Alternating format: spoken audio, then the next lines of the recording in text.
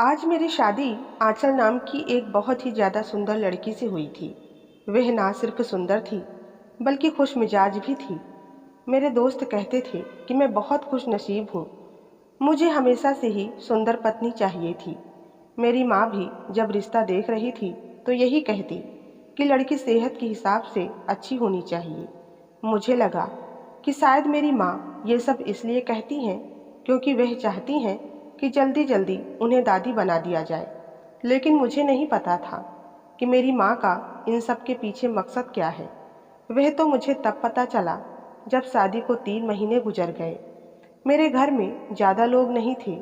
हमारा घर एक बहुत ही पुरानी हवेली थी। सब कहते थे कि इस घर को छोड़ दो, नहीं तो यह घर आप लोगों के ऊपर गिर जाएगा। पर मेरी माँ कहती थी कि मैं इस घर में ब्याह कराई थी, यहाँ से मेरी अर्थी ही निकलेगी। मैंने अपनी माँ का एक बहुत बड़ा नुकसान किया था। उन्होंने अपनी गांव वाली ज़मीन और अपना सारा सोना बेचकर मेरे हाथ पर रखा था और मुझे कहा था कि मैं एक बिजनेस कर लूँ जिससे सारी ज़िंदगी हम बैठ कर खा सकें।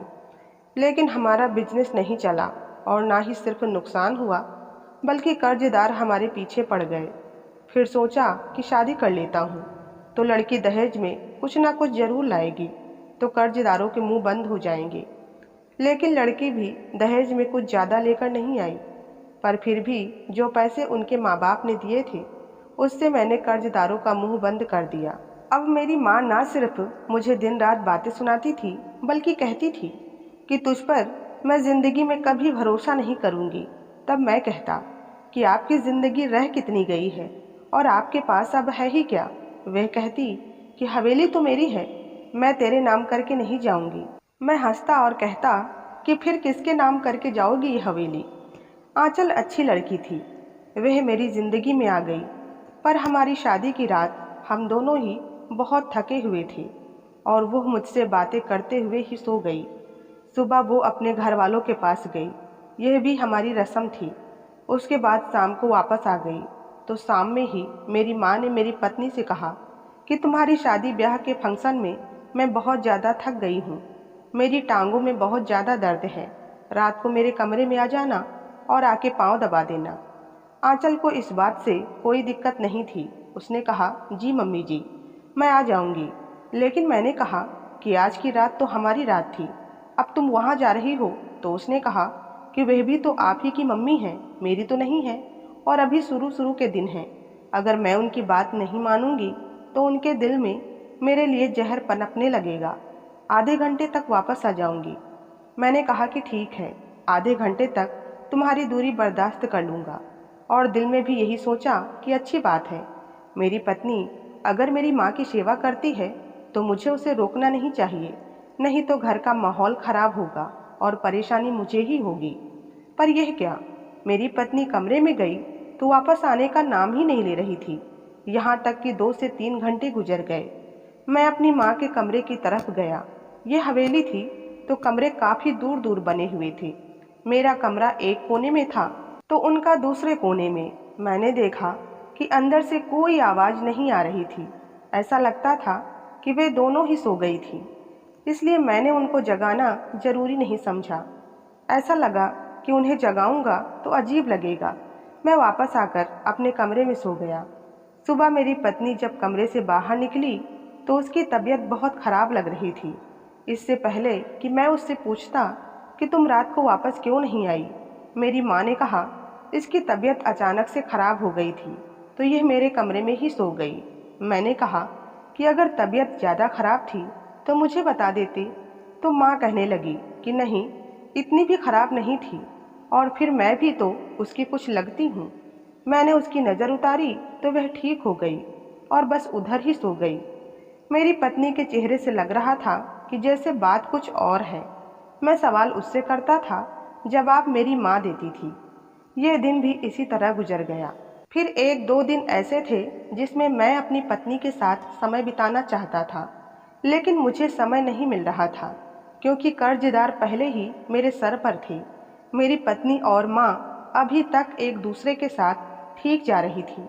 कोई अनबन, कोई लड़ाई झगड़ा, कोई बहस कुछ भी नहीं हुआ था। मैं चाहता था कि घर का माहौल ऐसा ही बना रहे, लेकिन रात हुई तो फिर मेरी माँ ने कहा कि बहू आकर जरा मेरे पाँव दबा दे। मैं हैरान था। उनको ये भी नहीं पता कि दो लोगों की शादी हो जाती है तो एक दूसरे के साथ समय बिताना होता है। कहाँ गई वह माँ जो बहू को पकड़कर खुद बेटे के कमरे में छोड़ कर आती है कि बहू तुम मेरे बेटे को खुश रखना। यहाँ पर मेरी माँ मेरी पत्नी को अपने कमरे में बुला लेती है और उससे सेवा करवाना शुरू कर देती। मैंने अपनी माँ के कमरे के दरवाजे पर दस्तक दी, लेकिन अंदर से कोई आवाज़ ही नहीं आई। थोड़ी देर के बाद मैंने ज़ोर ज़ोर से दरवाज़ा पीटना शुरू कर दिया, क्योंकि मुझे गुस्सा आ रहा था। तो मेरी माँ ने कहा कि सो गई है तेरी पत्नी, तू भी जाकर सो जा, बेशरम कहीं का। मैं यह सुनकर हैरान रह गया कि इसमें मेरी क्या गलती थी। मेरी पत्नी है, अगर मैं उसे अपने कमरे में बुलाने के लिए आया तो क्या गलती कर दी मैंने। मैं देख रहा था कि मेरी पत्नी बड़ी परेशान लग रही थी। मुझे उसकी आंखों में अजीब सा दुख और परेशानी नजर आ रही थी, जैसे वे खुद बहुत मजबूर है। मैंने कहा कि क्या बात है, तो कहने लगी कि कुछ नहीं। एक दिन मैंने उसे कहा कि माँ तुम्हें बुलाती रहें, तुम कह दो कि मेरी तबीयत खराब है। तो उसने कहा कि नहीं, मैं ऐसा नहीं कह सकती हूँ, नहीं तो उनको बुरा लगेगा। मैंने कहा हे भगवान, तुम पहली बहू हो जो अपनी सासू माँ के लिए इतनी परेशान हो रही है। लड़कियाँ तो शादी के पहले महीने में ही अपना असली रंग दिखा देती हैं, तुम भी बुरी बहू बन जाओ। तो उसने कहा कि आप कैसी बातें कर रहे हैं, मुझे इस घर में आपकी माँ के साथ ही रहना है। आप तो सुबह जाते हैं, रात को आते हैं, पूरा दिन तो मुझे उनके साथ रहना होता है। अगर मैं उनके साथ अच्छे तरीके से नहीं रहूँगी तो मेरे लिए मुश्किल होगी। बस मुझे करने दो जो मैं कर रही हूँ। अब मैं अपनी पत्नी के इंतज़ार में जाग रहा था तो मुझे कहीं से पत्थर तोड़ने की आवाज़ आई। बाहर निकला तो पड़ोस वाले घर बना रहे थे। मैंने सोचा मेरे लिए यही रह गया है कि बस मैं रात को पत्थर तोड़ने की आवाज़ ही सुनता रहूं और अपनी पत्नी का इंतज़ार करता रहूं। मुझे रोज़ पत्थरों की आवाज़ आती थी।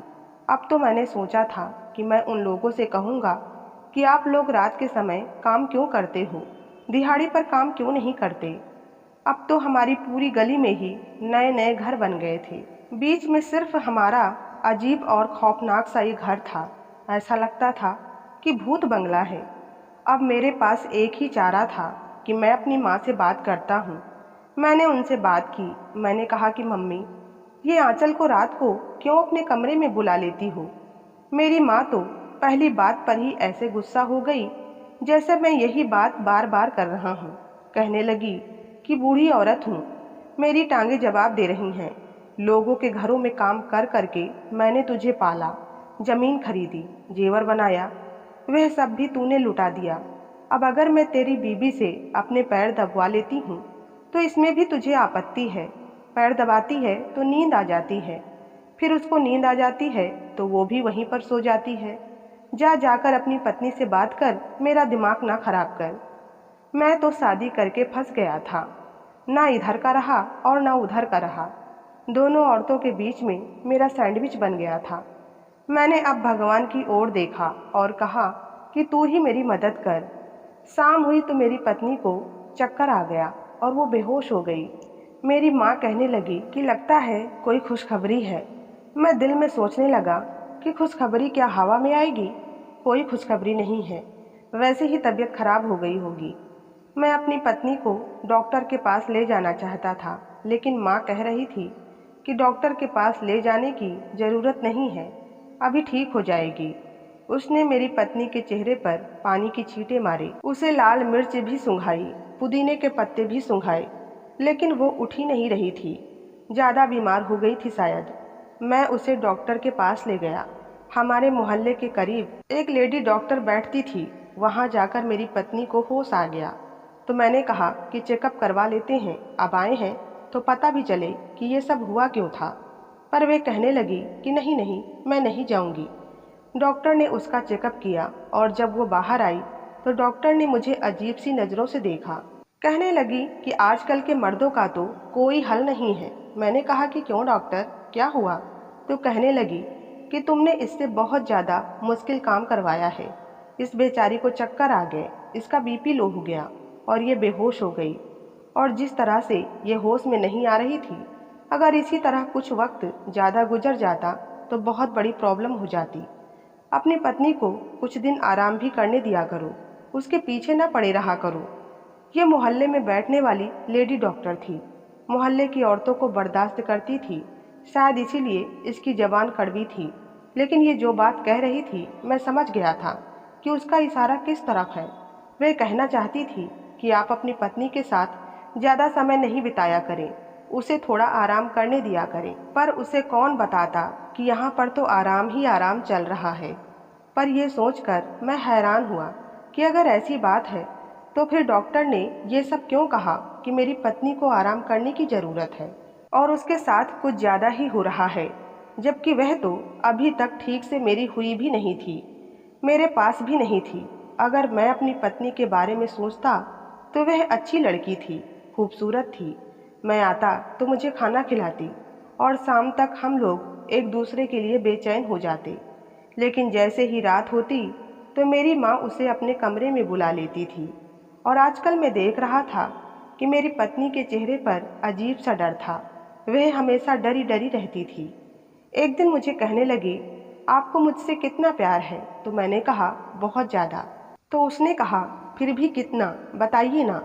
मैंने कहा, क्यों पूछ रही हो? तो कहती है कि आप कहीं मुझे छोड़ तो नहीं दोगे। वह पता नहीं इस तरह का सवाल क्यों कर रही थी। एक दिन फ़ोन पर वो किसी से बात कर रही थी और मैं जानता था कि अपनी माँ से बात नहीं कर रही थी, शायद अपनी किसी सहेली से बात कर रही थी। कह रही थी कि मेरी सासू माँ ने मुझे बहुत तंग कर रखा है, मैं बहुत परेशान हूँ और मुझे ये समझ नहीं आता कि मेरा इस घर में वक्त कैसे गुजरेगा। ये तो मेरा पति अच्छा है, नहीं तो अभी तक हमारा रिश्ता भी दांव पर लग जाता। मैं ये बात सुनकर हैरान रह गया। जैसे ही मैं कमरे में आया, उसने फौरन फ़ोन बंद कर दिया। मैंने कहा कि क्या बात है, किससे बात कर रही थी? फ़ोन क्यों बंद कर दिया? तो कहने लगी कि मैं अपनी माँ से बात कर रही थी। मेरी पत्नी मुझसे झूठ क्यों बोल रही थी? उसे मुझसे झूठ बोलने की क्या ज़रूरत थी? मेरी पत्नी जब भी मेरी माँ के कमरे में रात को जाती थी तो उसकी हालत ख़राब होती थी। अब तो मैं उसे देखकर हैरान होने लगा कि जब वो आई थी तो कितनी ज़्यादा सुंदर थी, लेकिन अब उसके गाल पिचक गए थे, उसका वजन कम हो गया था, उसके हाथ सख्त हो गए थे और बहुत ज़्यादा बीमार रहने लगी थी। उसकी टांगों में दर्द तो कभी कमर में दर्द होता था। मैं जब भी अपनी माँ के कमरे में जाने की कोशिश करता तो वह मुझे अंदर नहीं जाने देती। अब मेरे पास कोई और रास्ता नहीं था। एक तरफ मेरी पत्नी मुझसे झूठ बोल रही थी तो दूसरी तरफ मेरी माँ भी मुझसे झूठ ही बोल रही थी। इन दोनों औरतों ने मिलकर मुझे पागल बनाया हुआ था। अब मुझे कुछ और ही सोचना था।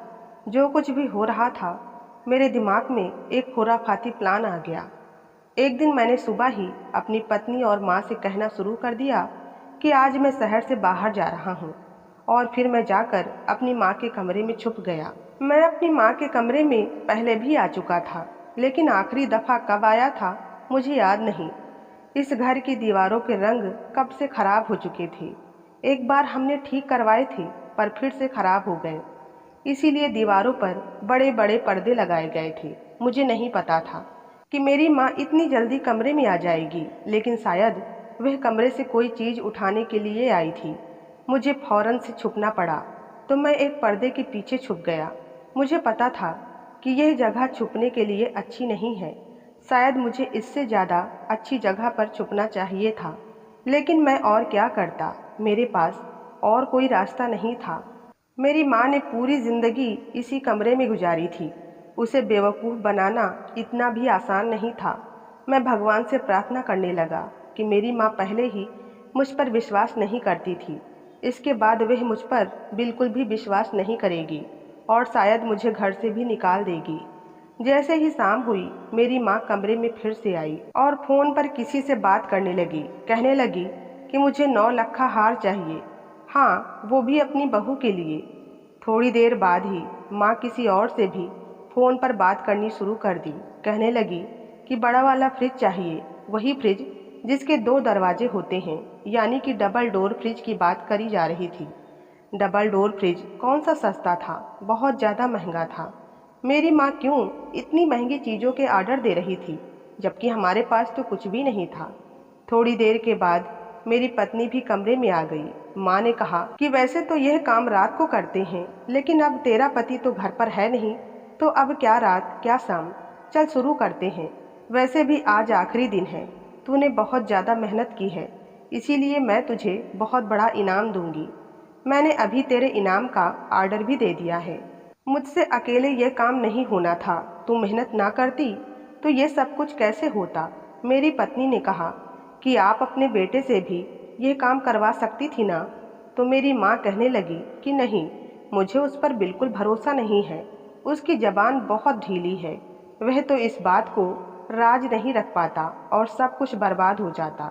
लेकिन आज हम लोगों की मेहनत का आखिरी दिन है, बस जल्दी जल्दी आ जा। पता नहीं ये कौन सी बातें हो रही थी। मेरी माँ को किस बात की जल्दी थी जो मेरी पत्नी को बुला रही थी। उसके बाद जो इस कमरे में हुआ वो देखकर तो मेरी आंखें फटी की फटी रह गई। मेरी माँ ने दीवार से वो बड़ा सा पर्दा हटाया तो सामने एक सुरंग थी, और ऐसा लगता था कि यह सुरंग किसी ने खुद खोदी थी। और सिर्फ इतना ही नहीं, वहाँ पर कुछ और भी था। मेरी तो सांस रुकने लगी थी। इस दीवार के नीचे एक सुरंग जा रही थी और उसके अंदर एक बहुत बड़ा संदूक नजर आ रहा था, जो पत्थर के अंदर फंसा हुआ था, जिसको निकालना बहुत मेहनत का काम था। मेरी शादी को आज 3 महीने हो गए थे और 3 महीनों से मेरी पत्नी यही मेहनत का काम कर रही थी और मेरी माँ उससे यह सब कुछ करवा रही थी। यह हवेली बहुत पुरानी थी और शायद मेरी माँ को पता था कि इस हवेली में सोने के गहनों से भरा एक संदूक है। उसने इस संदूक को निकालने का काम मेरी पत्नी से करवाया था, तभी तो मेहनत मजदूरी करके उसकी यह हालत हो गई थी। अब मैं सामने आ गया था तो वे दोनों हैरान रह गई। मैंने कहा कि मुझे सब कुछ पता चल गया है। उन्होंने कहा, पता चल गया तो अपनी जुबान बंद रखना, क्योंकि हम संदूक तक पहुंच गए हैं। इसके अंदर बहुत सारे गहने हैं। अगर तूने यह बात किसी को बताई तो बहुत बुरा होगा, हमारे घर पर हमला भी हो सकता है। मैंने अपनी पत्नी के हाथ से फावड़ा ले लिया और कहा कि मैं निकालता हूँ संदूक को। आपको यह बात मुझे बतानी चाहिए थी। मेरी पत्नी से मेहनत क्यों करवाई आपने? मेरी माँ ने कहा, अगर तुझे यह बात बताती तो तू यह बात किसी और को बता देता, इसीलिए तेरी पत्नी से मेहनत करवाना पड़ा, क्योंकि मैं ये काम कर नहीं सकती थी। वो संदूक बहुत भारी था, हम तीनों को उसे उठाना पड़ा और जब संदूक को खोला तो हैरान रह गए। उसमें तांबे और लोहे के बर्तन थे और उन बर्तनों के अंदर पुराने जमाने के गहने और थोड़े से सोने के सिक्के थे। मेरी पत्नी ने तो रोना शुरू कर दिया। उसने कहा, मेरी इतनी सारी मेहनत बेकार हो गई। मेरी माँ ने अपना सिर झुका लिया, क्योंकि उसने सोचा था कि यह संदूक सोने से भरा होगा और सारी ज़िंदगी हमें पैसा नहीं कमाना पड़ेगा। फिर हम लोगों ने ये हवेली बेच दी और थोड़े पैसे और मिलाकर एक छोटा सा घर ही खरीद पाए। लालच ने हमारे घर के खुशनुमा माहौल को निगल लिया था। आप बताएं, सबसे ज़्यादा सज़ा किसे मिली? माँ को, आंचल को, या फिर मुझे? उम्मीद करता हूँ आज की कहानी आपको पसंद आई होगी। ऐसी ही और कहानियों के लिए चैनल को सब्सक्राइब करना ना भूलें। धन्यवाद।